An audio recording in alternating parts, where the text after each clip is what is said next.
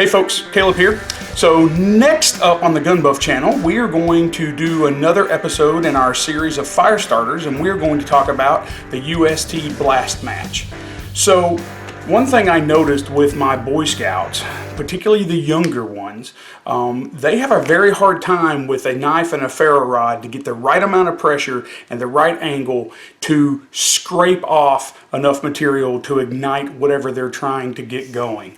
You know, whether you're talking about hard ferro rods, soft ferro rods, 90-degree spines, whatever, a scraper, it doesn't matter. They all have a hard time, and let alone they're trying to aim it at the same time. So they're trying to aim it, they miss, they knock it all over, they knock their stuff everywhere. You know, so it's very difficult. So I was looking around. I have not played with one of these yet. So we're going to take it out back. We're going to test it, and we're going to see if this Blastmatch, which all you have to do is push down. It's a plunger action. So hopefully this solves a problem for my young Boy Scouts.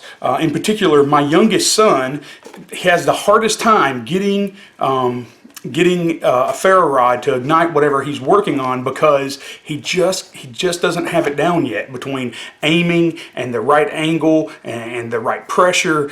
He's afraid he's going to cut himself or knock over his tinder bundle. So this, I think, would solve that for him.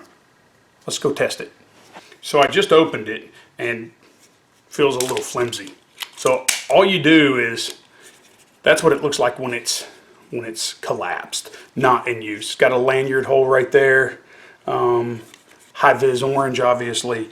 So all you do is it's got a little lip right here, and you just literally push it, it pops open. You swing this around, put it out of the way, right? Put it out of the way on the bottom, and then all you really have is a ferro rod on the spring. You can hear it, in fact. So that's all it is. And then the scraper is literally built in right there. Let's see if I can get that to, yeah, there it goes. It's in focus now. So that's all it is, right? It's just, you press that down with your thumb as you shove into, you know, whatever you're working on. So let's go put it in some real world conditions and see if we can get it to light what we need it to light. Okay, here we are at the testing circle, otherwise known as the fire pit, and we're going to check out the Blastmatch. So all you do is pop it open, fold the handle out of the way. Now I did do a couple test strikes, just so you can see it in operation. I'll do it with my left hand. So that's all you do. You just put pressure on the little striker and then push straight in. So pressure with your thumb, but not too much pressure. And then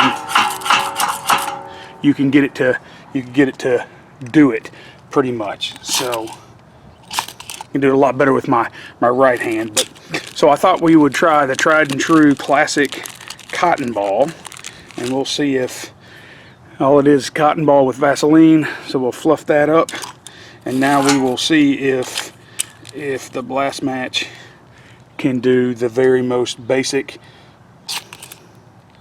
And there you go. So boom. Pretty easy, one strike, right?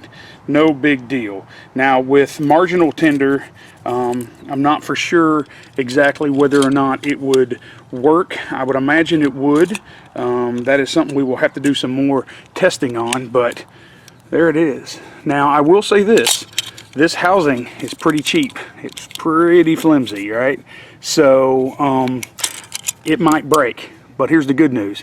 If it does break, that's a beefy ferro rod, and all you got to do is literally take it out of there and hit it with the back of your knife, and you're back in business. So if the housing does break, I don't think you're going to die of hypothermia. It's just you paid a lot of money for this, what I would consider kind of a gimmick. But if it helps with Boy Scouts and Girl Scouts who have a hard time with a traditional knife and ferro rod, then this is a winner. And based on what I'm seeing right now, this is definitely going to be an easy thing for them to do. Pros and cons of the Blastmatch. Well, pros, it's compact. It is relatively small. It's high vis.